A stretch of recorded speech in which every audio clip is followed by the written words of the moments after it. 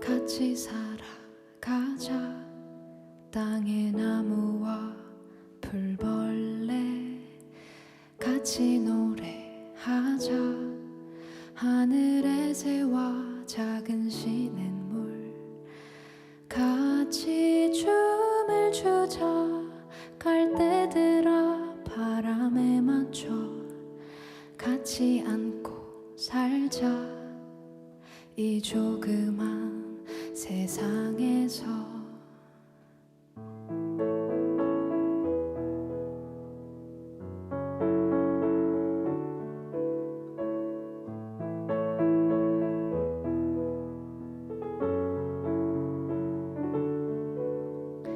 같이 산다는 건 쉽지만은 않았지.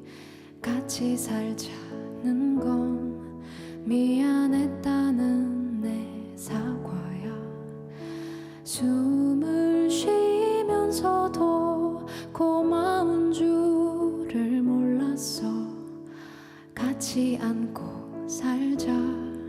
이제는 내가 안아줄게. 라라라 시간은 흘러. 라라라 너를 잊게 하네. 라라라 돌이켜서라도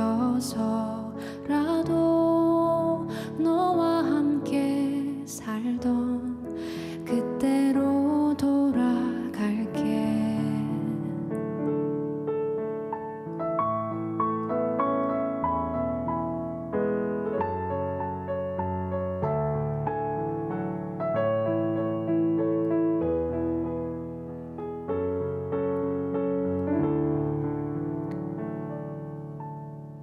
누구도 누구를 아프게 하지 말고 서로가 서로를 위로해가며.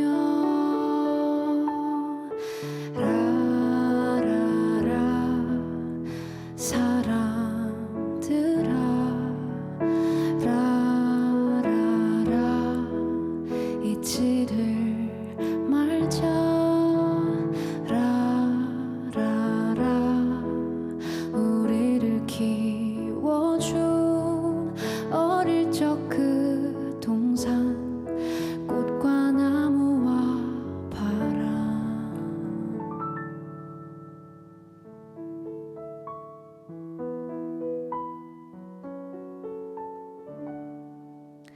하늘 아래 같이 살았던 어여쁜 내 친구들 같이 살아가자.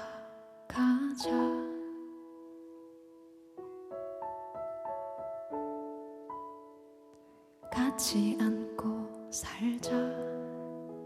아름다운 세상에서.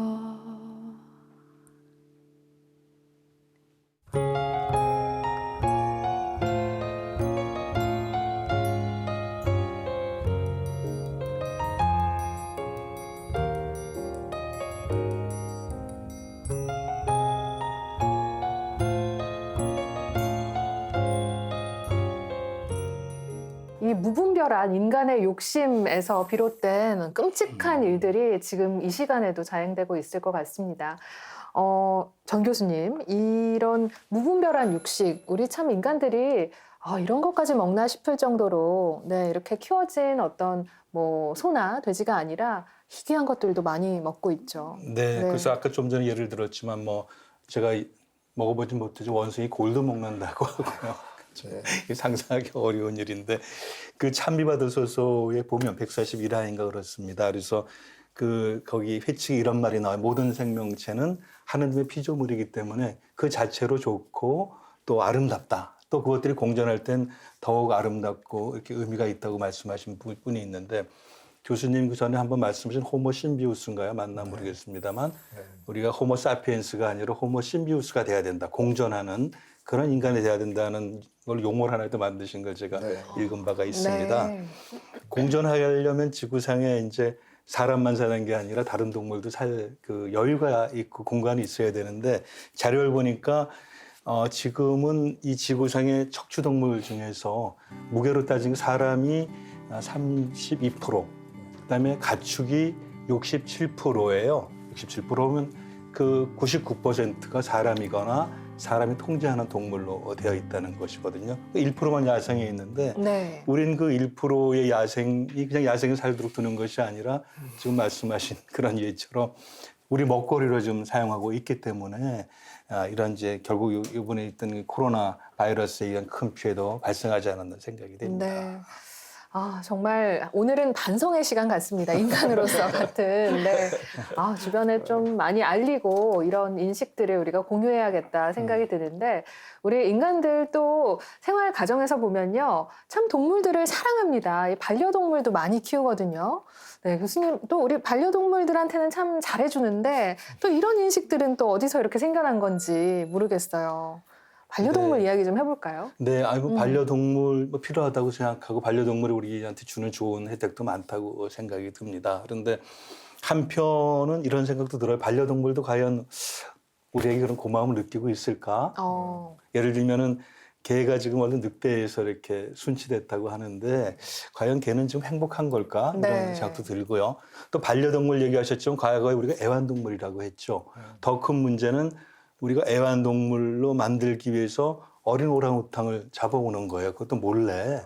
또 심지어 비단뱀을 기르다가 그것이 그냥 도망 나가서 옆 동네에서 뭐 이렇게 119에 전화가 네. 가기도 하고 언젠가 보니까 미국에서는 호랑이를 애완동물로 기르기도 하고요. 정말. 이 반려동물을 조금 펼쳐보면 애완동물까지 갈 수 있을 것 같은데 네. 저희가 이런 동물들을 존중하지 않고 있고 우리가 마음대로 해도 되는 그런 피조물로 생각하는 것이 우리의 피조물로 생각하는 것이 네. 가장 큰 문제라고 생각이 듭니다. 맞습니다. 이 반려동물의 입장에서도 한번 생각을 해봐야 될 텐데요. 반려동물 입장에서 제가 대변을 한번. 아, 대변을요. 교수님께서. 반려동물이 우리 좋아해요. 좋아하나요? 네, 이 차이가 있습니다. 오랫동안 저희 분야에서는 개를 우리가 늑대를 데려다가 키웠다고 생각을 했는데요. 네네. 최근에 이제 저희 분야에서 새로운 학설은 뭐냐면요. 네. 물론 그 소나 돼지는 우리가 먹기 위해서 잡아다가 우리가 키운 게 맞을 거예요. 그런데 아마 개는 늑대들 중에서 특별히 부침성 좋은 살가운 늑대들이 개들. 우리를 찾아왔을 거라는 거예요. 아. 왜냐하면 우리가 개를 데리고 올 이유가 그렇게 딱히 돼지나 소에 비하면 개는 그렇게 먹을 게 많은 것도 아니고 물론 우리나라 사람들 중에는 개를 먹는 분도 계시지만 네. 개가 그렇게 그 고기가 많은 동물도 아니거든요. 고양이도 그렇고. 그래서 아마도 개나 고양이는 그들이 우리를 찾아왔을 거다. 그래서 저는 그런 글을 한번 썼는데요. 반려견이 아니라 반려묘가 아니라 반려인이다.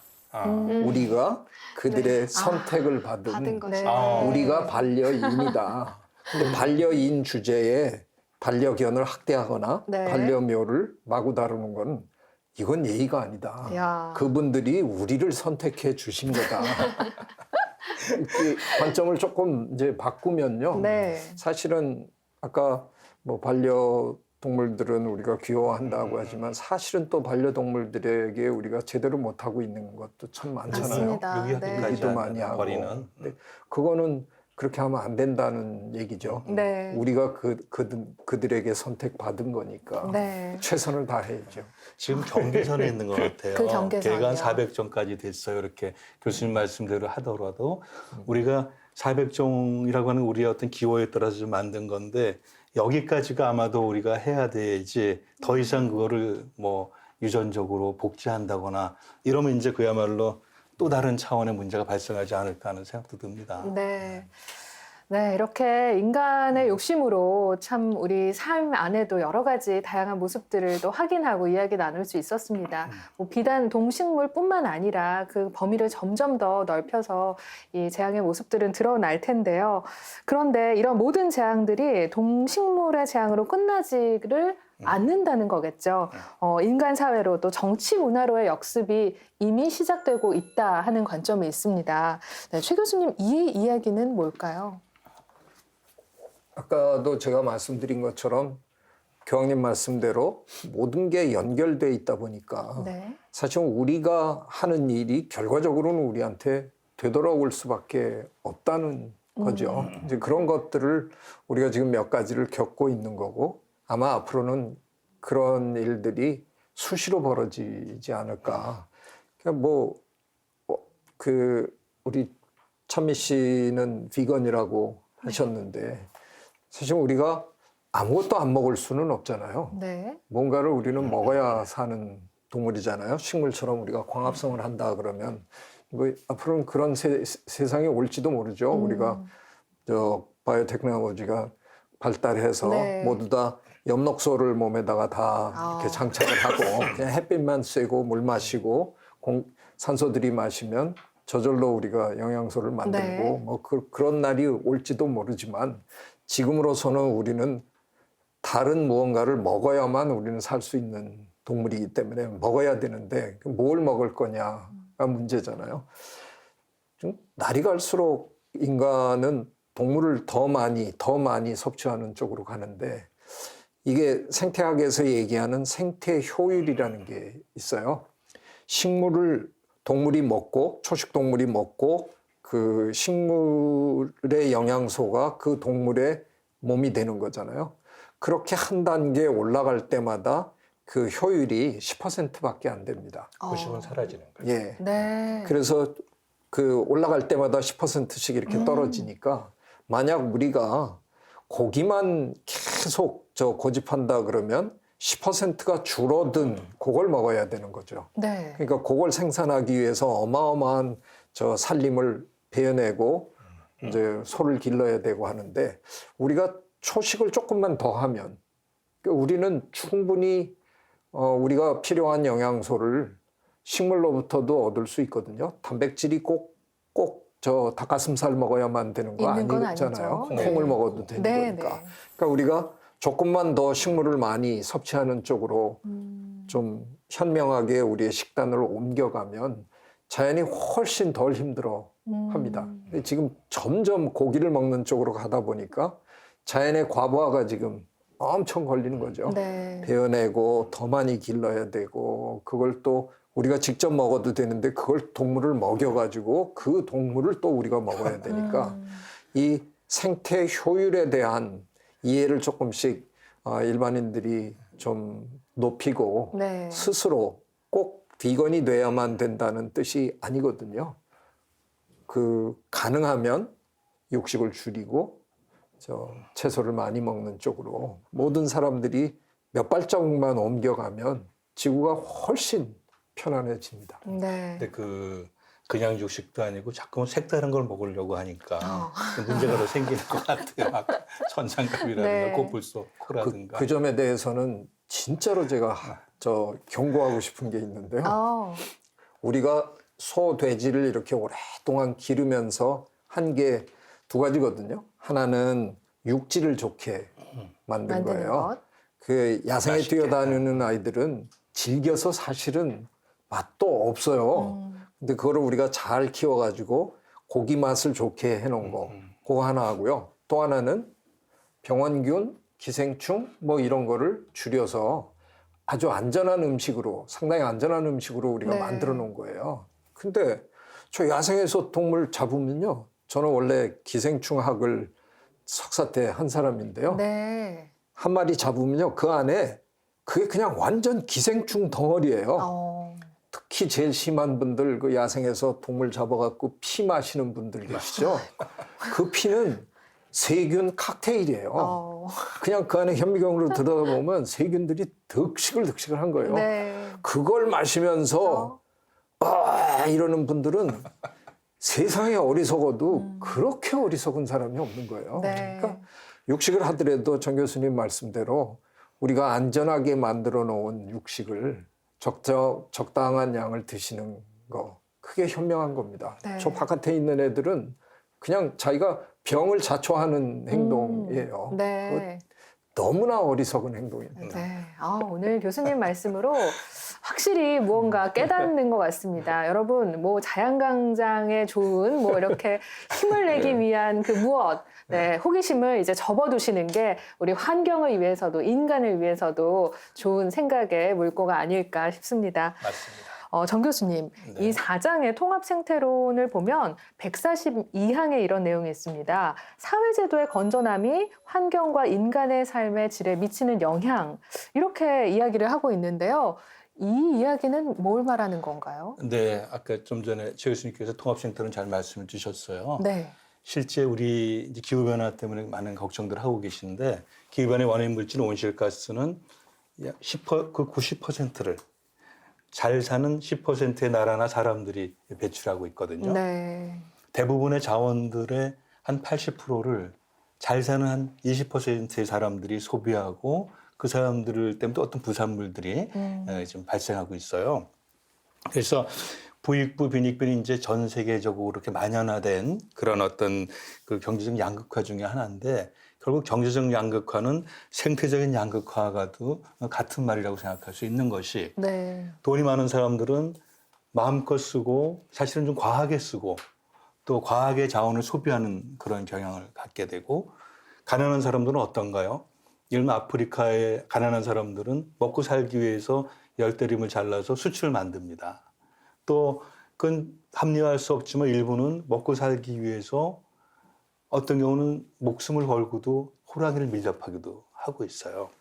그래서 이 통합 생태의 문제가 결국 사회 문제와 다르지 않다는 것이죠. 그래서 가난한 사람들이 제대로 살 수 있게 적정하게 살 수 있도록 사회가 그런 사회적인 제도적으로 보장이 되어야 되고 돈이 많고 부유한 나라나 사람들이라 하더라도 적절하게 자연을 적절한 선에서 활용토록 그 제도적으로 돼야 된다는 그런 얘기로 이렇게 요약할 수 있을 것 같습니다. 네.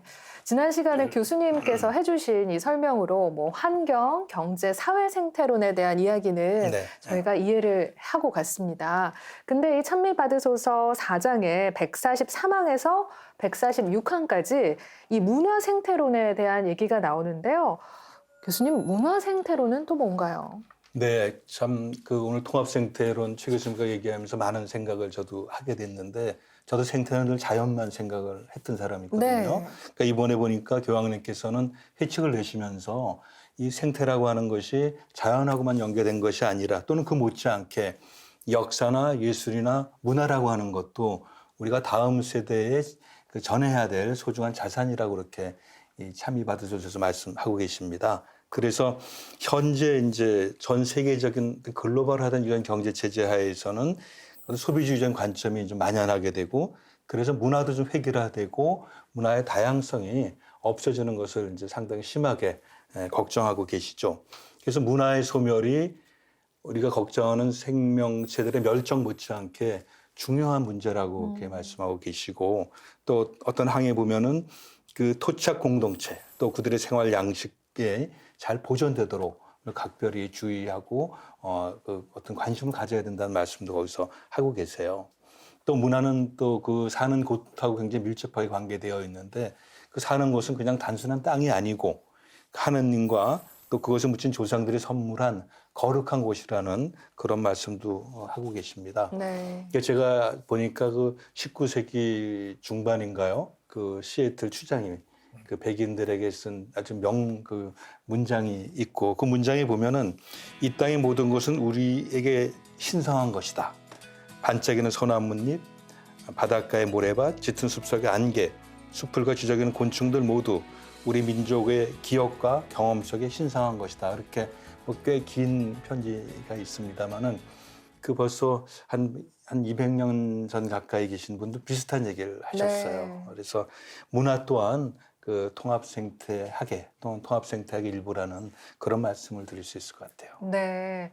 야, 좀 새롭게 다가오는 개념인데 또 이해가 확 되는 부분이 있네요. 저는 이 문화 생태로운 이야기를 들으니까 예전에 그 사례가 생각이 납니다. 서울에 피맛골을 개발한다고 할 때 그 새로운 건물을 짓기 위해서 파봤더니 거기서 아주 오래된 유물들이 나왔다.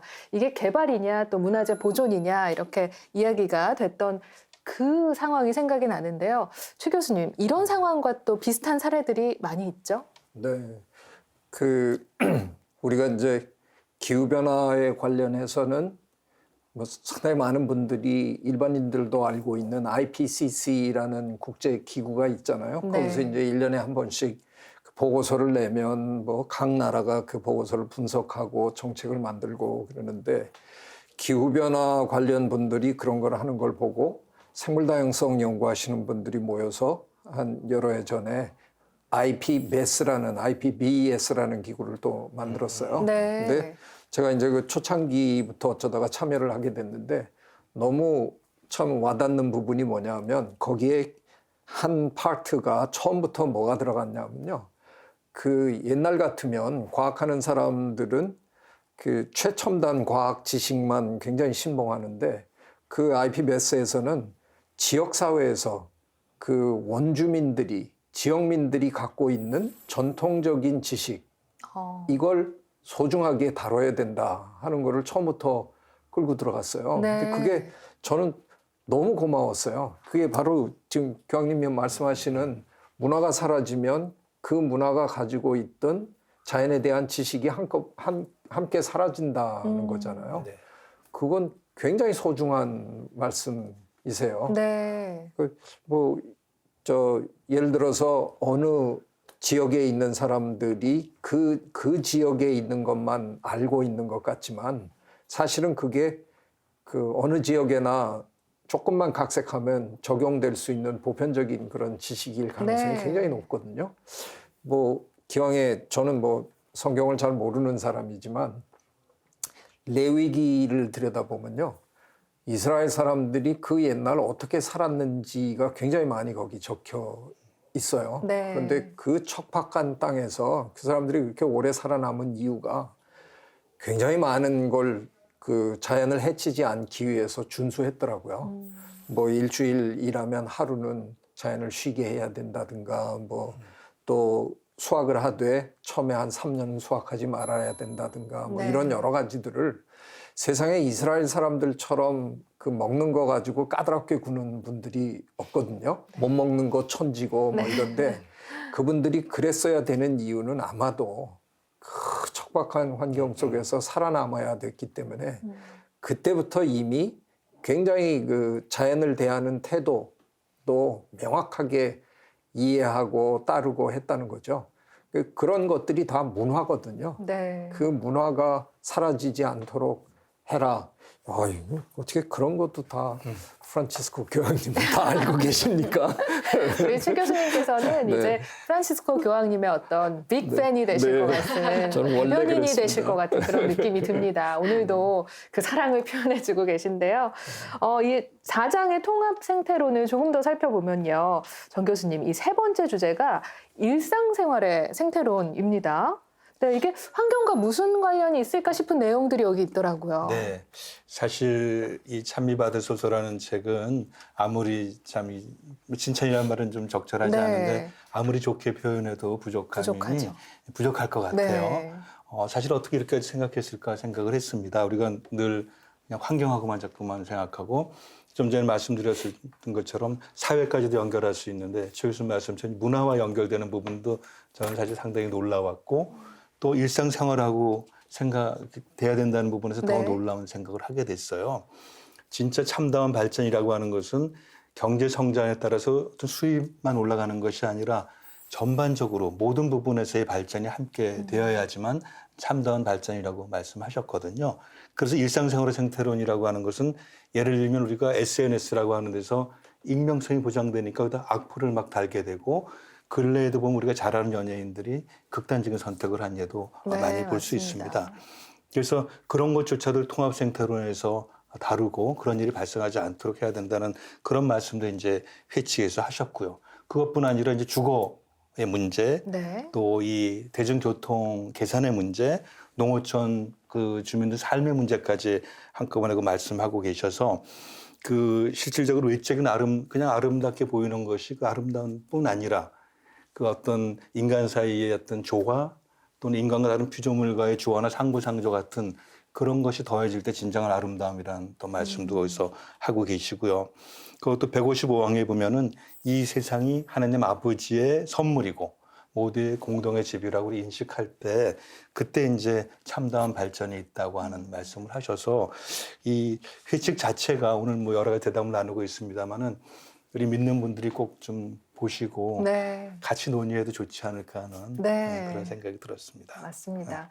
저도 참 주변에 청년들에게도 꼭 찬미받으소서는 한번 읽어봐야 되는 책이다 이 이야기를 하고 있는데 또 이런 사회 문제라고 생각되는 범주도 일상생활의 생태론의 이야기로 이렇게 다루고 있다는 게 참 놀라웠습니다.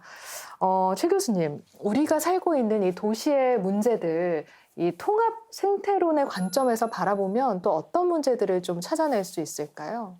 저도 전 교수님 말씀 이어서 해보면요.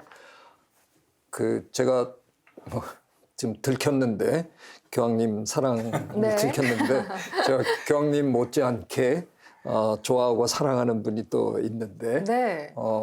제인 구덜 박사님이신데요. 제가 이제 가끔 우리나라에 모셔서 강연도 하고. 제인도 네. 비로 만드셨잖아요, 국립생태원을. 네. 근데 구단 선생님이 늘 하시는 말씀이 있어요. 지금 현실은 너무 암울해 보이기는 하는데 우리 한 사람 한 사람이 매일매일 작은 변화를 만들 수 있다 하는 거를. 그래서 우리에게는 여전히 희망이 있다 하는 말씀을 늘 하시거든요.